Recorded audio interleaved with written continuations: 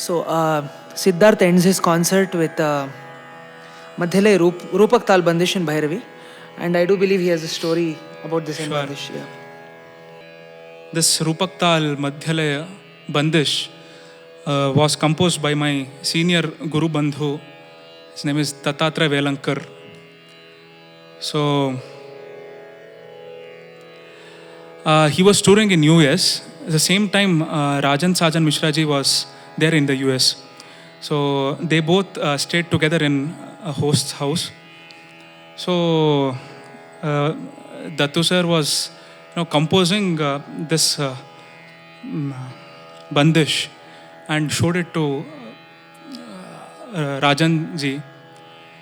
So see Rajan ji's humility. He said, "Can I, if you don't mind, can I just write the antara of this? This sthai looks very nice. I want to write the antara for this composition."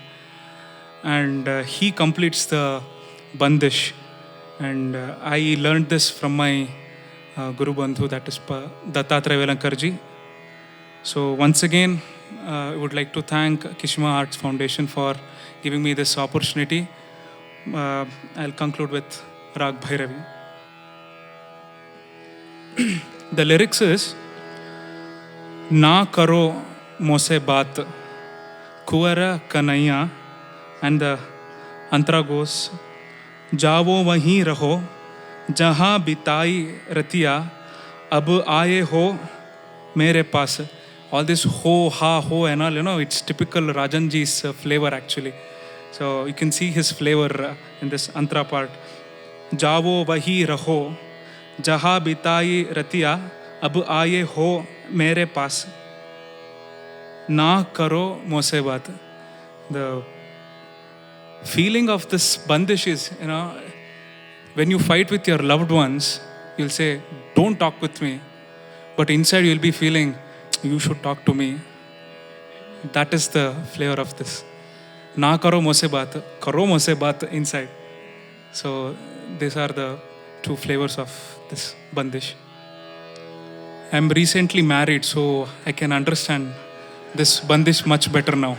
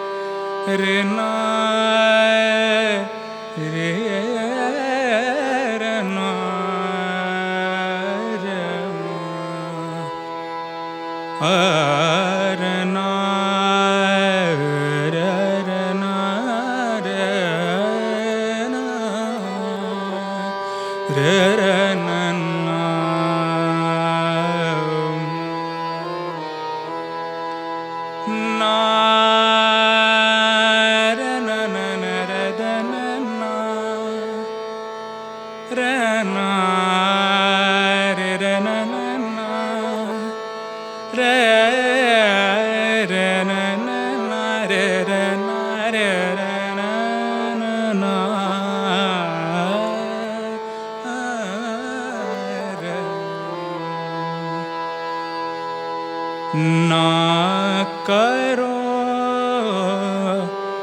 mose baat, na karo mose baat, na karo mose baat karo mose baat na karo mose baat कुंवर कन्हैया कुंवर कन्हैया ना करो मोसे बात ना करो ना करो मोसे बात ना करो करो मोसे बात ना करो मोसे बात ना करो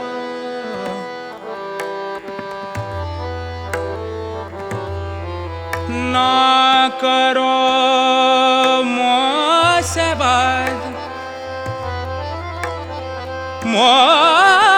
मोसे बात ना करो मोसे बात ना करो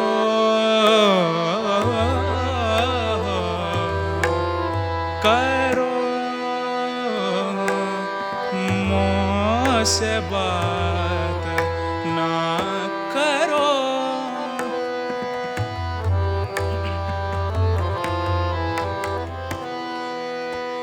जाओ वही रहो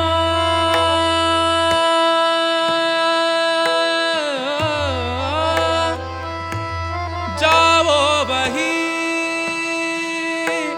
रहो जाओ रहो जाओ वही रहो जाओ वही रहो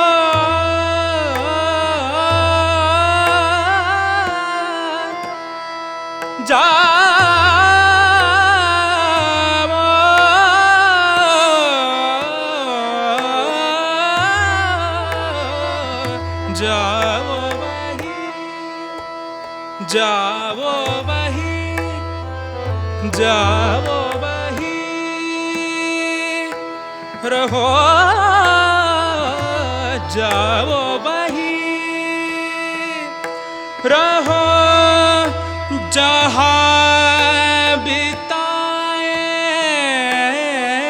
रतिया जहाँ बिताए रतिया अब आए हो मेरे पास अब आए हो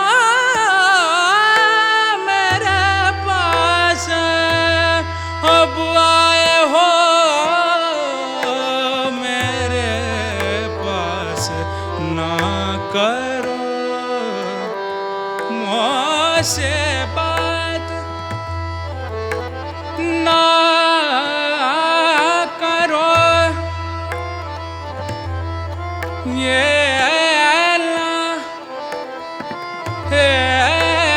ना सगरे मागा पारे सगरे मागा पारे पा मागा मरे गरे मागा परे ना करो ना करो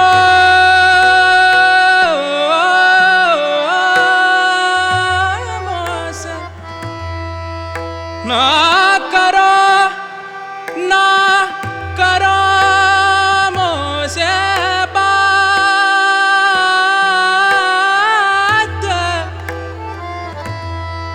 ना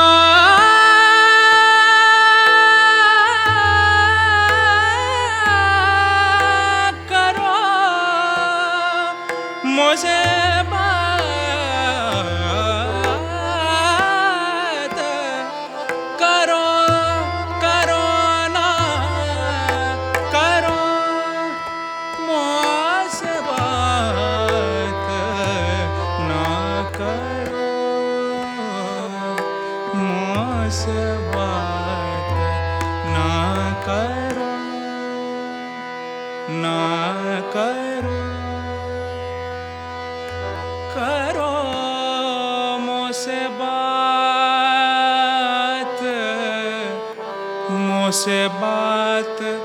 ना करो, करो मुझसे बात, करो मुझसे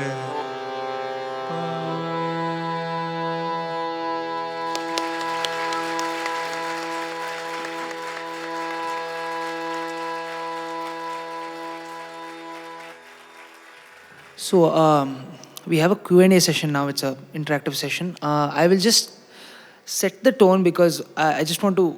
What we thought was we can set the tone with the kind of questions that we like asked, and then we would move ahead with questions from the audience.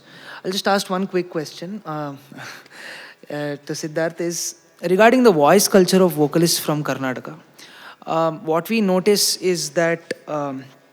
I'm not saying this is a hard and fast rule, but in general, be it any of the older musicians or even the modern musicians, the timbre in the voices of vocalists is a little distinctive. And also the pitches that they choose to sing in, especially the male vocalists, are generally on the higher side, with Kumar Gandharva and all singing in F sharp, and with even Mansoorji until his demise singing in E. And yeah, so is there any specific regimen that you were asked to follow or were given talim or any voice culture, One thing is, earlier days, there was no mic.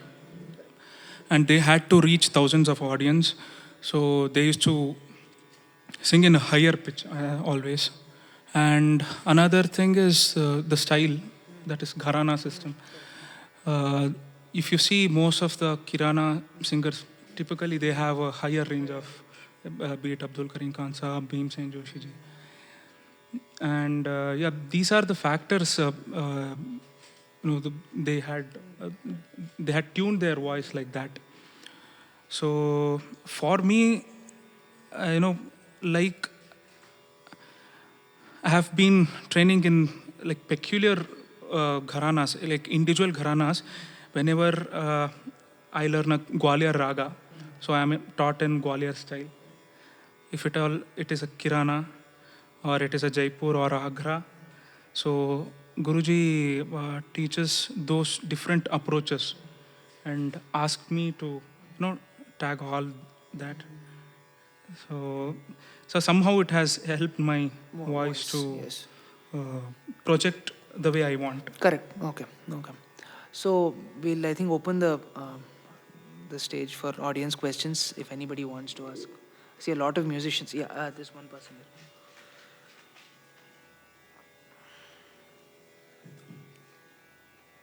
there. Yeah, it was really nice, I would say, the concert, and I definitely congratulate both of you. Especially, the distinction, what I would, feel with reference to the various previous mahfils is that the interlocutor or the sutradhar is also equally equipped with explaining, and that elaboration has really helped to appreciate the music. My question is that, while there are, you consider any raga, whether it is Aro, Auro, Somvadi, Vadi, whatever, it remains same. But what really distinguishes different gharanas, whether it is Jaipur or Jaipur Atroli or Agra or whatever? What is the distinction actually? The distinction is Gaiki, the style. So my Guruji never taught me Aro, Avroho, Vadi, Samvadi. Even I don't know now. So Guruji used to take the ragas directly. When I joined, I used to ask 100 questions. He used to get irritated. Why are you asking so many questions? Just learn music. So he said, I asked, what is the Aro Avroha of this rag? I'm not able to understand. You learn the Gaiki first. End of the class, you will tell me what is the Aro Avroha. So that is the talim which I go through. So never I have learned Aro Avroha, or I don't know the details of the ragas. But I know the boundary of a raga. So what a guru does is he puts a proper boundary as to how we have to explore in that particular boundary. So we have to have intact of grammar of the rag, and the gayakis which Guruji got a chance to learn, be it Jaipur or Agra or Gwalior. He incorporated so many things into his music, and being his student, it's a huge responsibility, I have to say, because it's like it's a huge ocean of knowledge, but I'm trying to fetch how much ever possible with a mug. So I'm still exploring many gharanas, but Gaiki makes a lot of difference in this, sir.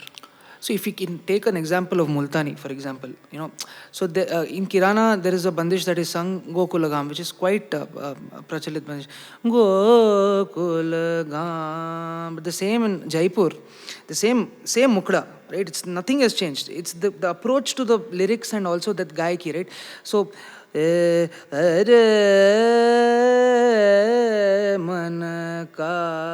you can see the whole difference right there. It's a less crisp approach. It's more, the mean is given a lot. I'm not saying Kirana mein mean is not there. I'm saying the kind of mean done, the kind of murki is done, and even the tans. In Kirana is like,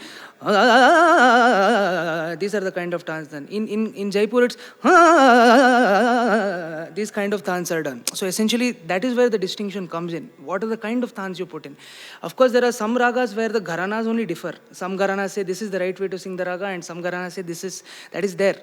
But as more and more, there is more and more inter-gharana learning happening, right? No person can say that I am pure Kirana or I am pure Jaipur, or that is not something that, so that distinction is going away slowly. But one thing that I see a lot of young vocalists doing is, if it's a Jaipur raga, very specific to Jaipur, they keep it Jaipur. They sing it in the Jaipur style. If it's a Kirana raga, they sing it in the Kirana style. It's like that, because certain gharanas prefer certain ragas. It's like that. Yeah.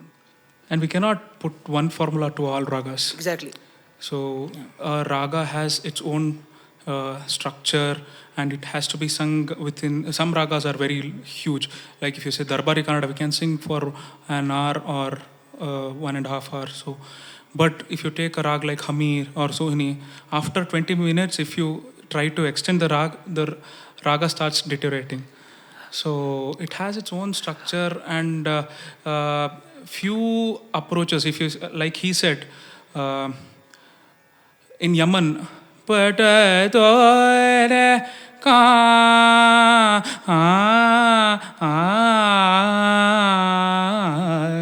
is Jaipur. Also the laya matters a lot. Yes, the laya in which you sing. That is also very in Gharana Jaipur, specific.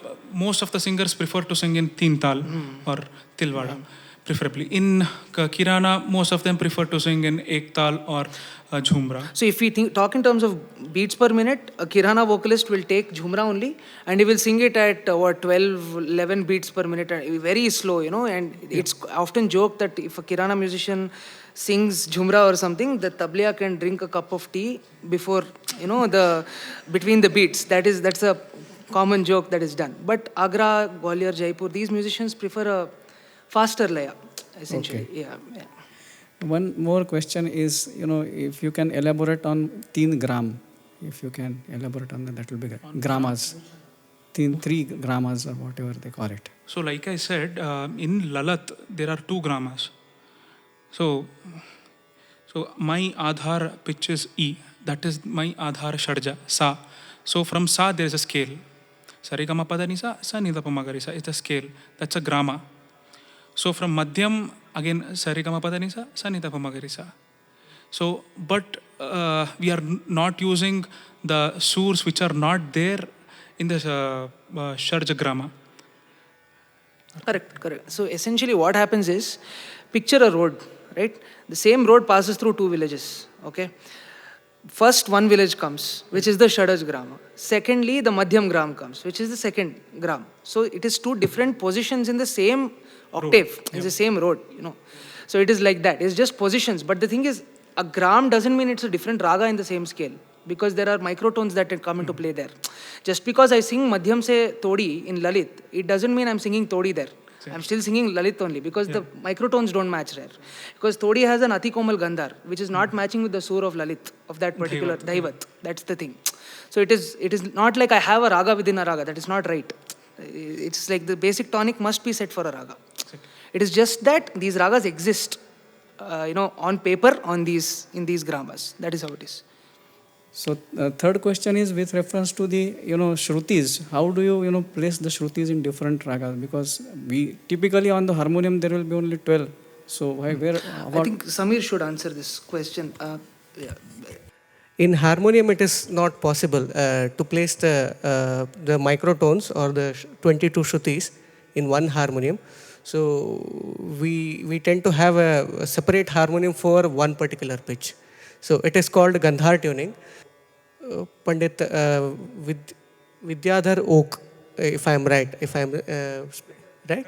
So he has actually invented one harmonium. It is called a 22 shruti harmonium. So in that we have the specific microtones which are needed for that raga, which can be played. And if I am right, it is again it is for only one pitch. So you have to have many different harmonium for that particular pitch to extract more shrutis.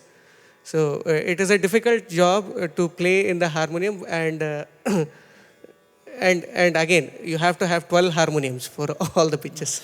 I think what harmonium players like Sameer Anna, who are very particular about pitches, they tune their harmonium. Yes, yes. And they come. Yeah. We generally tune it to the shadja, and from there we tune all the notes separately.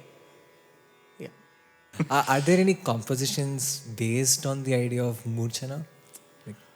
Where they actually use the different grammars? You could listen to Ustad Bade Ghulam Ali Khan Sahab. He can sing Murchana from every swar. He's the only person who can do that properly. Yeah, there are some compositions, but not khayal compositions. It'll be more light music, like thumri. It'll be towards that, yeah. A beautiful concert, Siddharth. Kudos to you. Thank you. And the interlocutor as well. My question is, before the Guru Shishya Parampara made sense, because it was through the Guru that the Shishya was noticed. And that is why the Guru was very stringent with the rules of not even allowing the student to listen to another person's cassette before. Right. But today, that role has been taken up by social media, right? The artist is publicized by his social media account. How do we fortify the Guru Shishya Parampara and justify it in a day and age where social media has taken much of the light where the Guru used to take before? It's been 12 years since I've been learning from my Guruji. But when I joined, I was strictly told not to listen to any other artist. So the reason behind it is to learn one style properly. So if you start listening to too many of other gharanas or other music, your purity might go low. So this was one reason. Even I did not listen to any other artist except my Guru for 5 years. After 5 years, nowadays he gives references. So he teaches this Basant or Basant Bahar Rag and gives references of 2-3 artists, and I'm supposed to listen to those 3 artists. So even that is like cautious listening. And now we can segregate what to listen, what to leave, because we would have reached that maturity, right? While getting properly trained by one Guru. So we can just chop out, I don't want this, this grammar is not intact in this particular artist. I want to take this gaiki, I want to take this style, I want to take this pattern of singing the notation from this gaiki. So Guruji use even now, after every class, he comes down and he plays all the artists of this, whatever ragas I've been learning. So one thing my Guru did was, when I was a small kid, as a small kid, we didn't have access to all these technologies that people have on their fingertips now. YouTube was just starting off, all these things, Spotify was not there. So my dad would listen to music, and that was the way I listened to music. So what my Guru did was, very smartly, he gave my dad his entire collection of music, and it was very limited to his Guru's music, whoever he learned from. So it was maybe Mansoorji or Rajguruji or Sangameshwar, all these people, and I would listen to that music, and that had an impact on me. And I would not listen to other Gharana. Of course, now I can make out, but then if there was an adverse impact on my music, that would have been, I think all Gurus should do that. They should do recommended listening in an age where there's a lot of content online. Yeah. Thank you so much. Thank you all. It was a wonderful concert by Siddharth and Sumit by Sameer Anna.